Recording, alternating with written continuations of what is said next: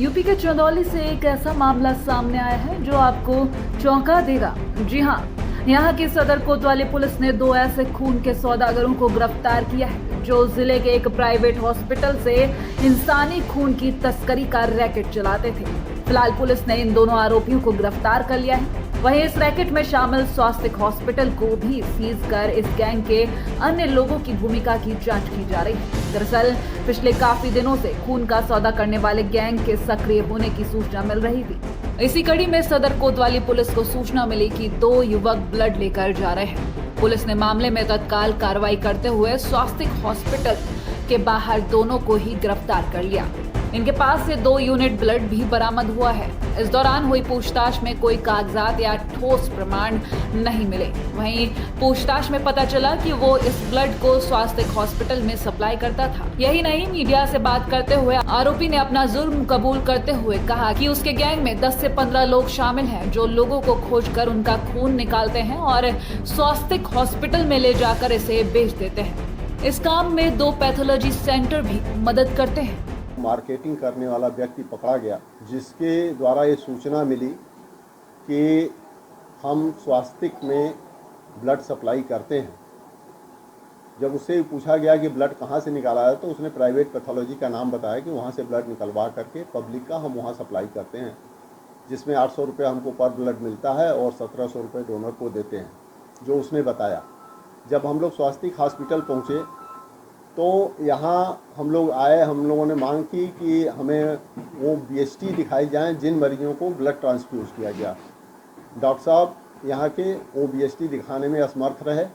उन्होंने कहा हमने ऐसी BST नहीं बनाई तथा अपनी बातों में कबूल किया कि हम कभी कभी इन लोगों से ब्लड खरीदते थे। 4/7/2020 में चंदौली थाने द्वारा एक व्यक्ति जिसका नाम भानु प्रताप है, उसको पकड़ा गया था चेकिंग के दौरान। उसके पास से 2 यूनिट ब्लड के मिले थे और उसका जानकारी करने पे उसका एक और साथी है बब्बू, वो भी कि जो उसका सहयोगी है, वो मिला था। तो ये लोग इलीगल ब्लड की तस्करी में ये लोग लगे हुए थे और इनसे जानकारी करने पे ये पता लगा कि एक यहाँ पे स्वास्थ्य अस्पताल है, उसमें लोग ब्लड सप्लाई करते थे और उसके साथ साथ 2 पैथोलॉजी हैं जिनका ये प्रयोग होता था इस ब्लड के ट्रांसफ्यूजन में, ब्लड को निकालने में और प्रोवाइड कराने में, जिनका नाम है शुभम पैथोलॉजी और वैभव पैथोलॉजी। यूपी में फिरोजाबाद के शिकोहाबाद में बिजली कटौती के विरोध में राष्ट्रीय जन उद्योग संगठन के व्यापारियों ने बिजली दफ्तर के सामने बैठकर धरना प्रदर्शन किया। इस प्रदर्शन के माध्यम से बिजली कटौती को सही करने की मांग की गई। व्यापारियों का कहना है कि जब तक बिजली विभाग हमारी समस्याओं को दूर नहीं करेगा तब तक हम धरने पर ही बैठे रहेंगे। इस दौरान धरने पर व्यापारी राजीव गुप्ता, सोनी गंभीर, श्याम सिंह राठौर, मनोज गुप्ता, श्री कृष्ण खंडेलवाल सहित अन्य व्यापारी और समाजसेवी मौजूद रहे। हमारे यहाँ पे तक से बात हुई और इस बारे में बात हुई कि जो विद्युत की जो आपूर्ति है, जो कटौती है, उसका एक रोस्टर इन्हें उपलब्ध कराया जिससे इनका बिजनेस वगैरह जो है उसके आधार पर एडजस्ट कर सके तथा लोकल स्तर पे जो कटौती है, जर्जर तार हैं, उसको पूर्ण रूप से सही करा जाए। ताकि 3 तारीख को हमने एक्शन महोदय को एक ज्ञापन दिया था जिसमें हम 10-12 लोग थे। हमने उनसे मांग की थी कि 48 घंटे के अंदर बिजली में सुधार किया जाए और जो रोस्टर प्रणाली है वो हमको बताई जाए। रोस्टर प्रणाली को बताना नहीं चाहते, कोई बात नहीं है, लेकिन बिजली कटौती इतनी हो रही है, दिन में भी रात में सो नहीं पाते। दिन में 15 मिनट आती है, 15 मिनट चली जाती है, कोई सुधार नहीं हुआ। शिकोहाबाद शहर की विद्युत व्यवस्था की हालत बहुत खराब है, इसलिए 3 तारीख को सभी व्यापारियों ने एक ज्ञापन एक्शन साहब को आवास विकास कॉलोनी बिजली दफ्तर में दिया था। उस ज्ञापन को 48 घंटे का समय उन्हें दिया गया था। उस ज्ञापन को पढ़ने के बाद भी उनने कोई विद्युत सुधार नहीं किया। कोरोना काल में सोशल डिस्टेंसिंग का उल्लंघन करने पर पुलिस ने लाठियां भांज श्रद्धालुओं को भगाया।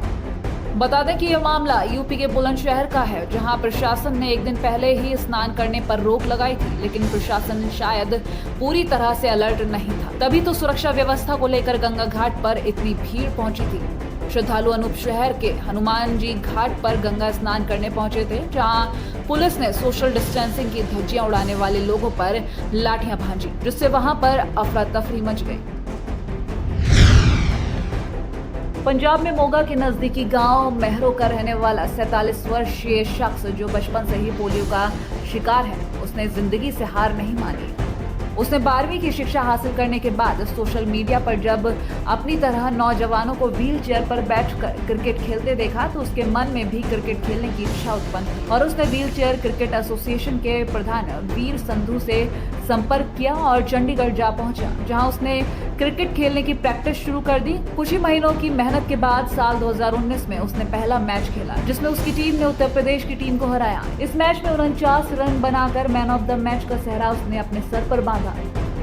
इस मौके पर निर्मल की मां सुखविंदर कौर ने बताया कि उसके पति रोजी रोटी के लिए विदेश गए थे, जहां किसी मामले में उन्हें जेल हो गई। उसके बाद उन्होंने अपने घर का गुजारा करने के लिए पशुओं को घर में रखा और अब वो दूध बेचकर अपने परिवार का गुजारा कर रही है। उन्होंने पंजाब सरकार से मांग की है कि उनके बेटे को नौकरी दी जाए और निर्मल की मां ने इसके अलावा ये भी बताया कि 5 साल की उम्र में ही निर्मल को पोलियो हो गया था, लेकिन इसके बावजूद उसने हिम्मत नहीं हारी। आज भी वो अपने घर के पशुओं को चारा खिलाना और साफ सफाई करना खुद ही करता है।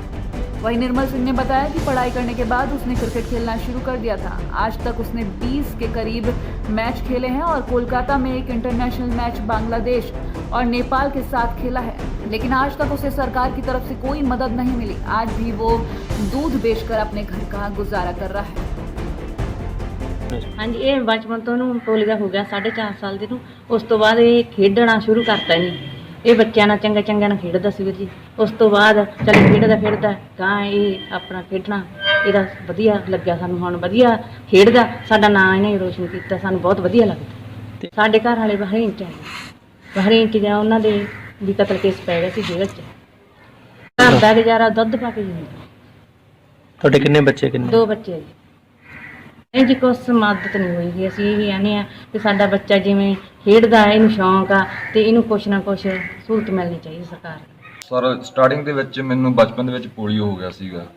ਬਚਪਨ ਦੇ ਵਿੱਚ ਪੋਲੀਓ ਹੋਣ ਕਰਕੇ ਦੂਜਾ ਮੈਂ ਲੱਤਾਂ ਤੋਂ ਬਾਝ ਹੋ ਗਿਆ ਸੀਗਾ। ਉਸ ਤੋਂ ਬਾਅਦ ਮੈंने ਪੜ੍ਹਾਈ ਕੀਤੀ +2 ਦੀ ਪੜ੍ਹਾਈ ਕਰਨ ਤੋਂ ਬਾਅਦ ਮੇਰੇ ਕੰਪਿਊਟਰ ਕੋਰਸ ਕੀਤਾ ਰੈੱਡ ਕਰਾਸ ਤੋਂ। ਤੇ ਫਾਦਰ ਸਾਹਿਬ ਮੇਰੇ ਬਾਹਰ ਫੋਰਨ ਦੇ ਵਿੱਚ ਗਏ ਸੀ, ਬਹਿਰੀਨ ਕੰਟਰੀ ਦੇ ਵਿੱਚ ਕੰਮ ਲਈ, ਜਿੱਥੇ ਜਾ ਕੇ ਉਹਨਾਂ ਦੇ ਕੋਈ ਮੰਨ ਲਓ ਕੋਈ ਹਾਦਸਾ ਵਾਪਰ ਗਿਆ, ਜਿੱਥੇ ਉਹਨਾਂ ਨੂੰ ਅੱਜ 16 ਸਾਲ ਹੋ ਗਏ ਜੇਲ੍ਹ ਦੇ ਵਿੱਚ ਬੰਦ ਨੇ। ਕੋਈ ਕਤਲ ਕੇਸ, ਨਜਾਇਜ਼ ਕਤਲ ਕੇਸ ਪੈ ਗਿਆ ਸੀਗਾ ਤੇ ਘਰ ਦੀ ਗਰੀਬੀ ਹੋਣ ਕਰਕੇ ਫਿਰ ਕੋਈ ਹੋਰ ਕੋਈ ਰੁਜ਼ਗਾਰ ਦਾ ਸਾਧਨ ਹੈ ਨਹੀਂ ਸੀਗਾ। ਕਿੱਦਾਂ ਇੱਧਰ ਫੜ ਲਏ ਉੱਧਰ ਫੜ ਲਏ। ਫਿਰ ਮੈਂ ਫਰਨੀਚਰ ਪੋਲਿਸ਼ ਦਾ ਕੰਮ ਸ਼ੁਰੂ ਕਰ ਲਿਆ, ਮੋਗੇ ਕਰਦਾ ਸੀਗਾ। ਉਸ ਤੋਂ ਬਾਅਦ ਦੇ ਵਿੱਚ ਹੌਲੀ ਇੱਦਾਂ ਫੋਨ 'ਤੇ ਯੂਜ਼ ਕਰਦੇ ਇੱਕ ਦਿਨ ਮੈਂ ਫੇਸਬੁੱਕ ਉੱਪਰ ਵੀਲ ਚੇਅਰ 'ਤੇ ਕ੍ਰਿਕਟ ਖੇਡਦੇ ਵੇਖਿਆ ਕਿਸੇ ਨੂੰ, ਤੇ ਮੈਂ ਹੌਲੀ ਉਸਦਾ ਕੰਟੈਕਟ ਲੈ ਕੇ ਨੰਬਰ ਲੈ ਕੇ ਤੇ ਮੇਰੀ ਮੁੜ ਕੇ ਫੇਸਬੁੱਕ ਤੋਂ ਮੈਨੂੰ ਵੀਰ ਸਿੰਘ ਸੰਧੂ ਜੋ ਮੈਨੂੰ ਮਿਲੇ, ਪੰਜਾਬ ਟੀਮ ਦੇ ਕੈਪਟਨ ਆ, ਉਹ ਮੈਨੂੰ ਉਹਨਾਂ ਨਾਲ ਮੇਲ ਹੋਇਆ।